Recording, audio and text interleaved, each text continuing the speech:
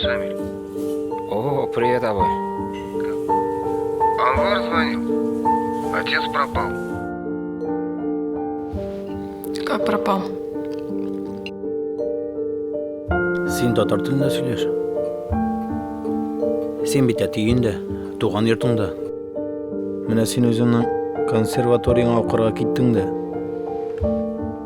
бізді бүтінлей ұныттың. Кім соң сен ол хәтлі демек деп әйтерге? И твоим братьям ты не нужен.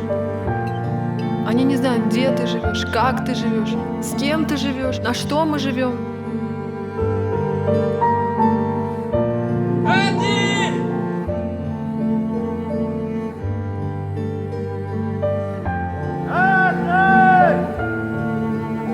Нишләп мин авылда торырга тиеш? Татар шәһәрдә дә тора ала. Акча эшләргә кирәк. Балаларны күтәрәсе бар.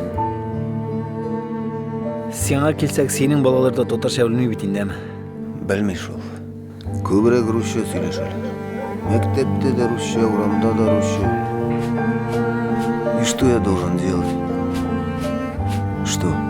Ну и как ты в этом живешь? Приспособился. Ну вот и я. Видимо, там приспособился.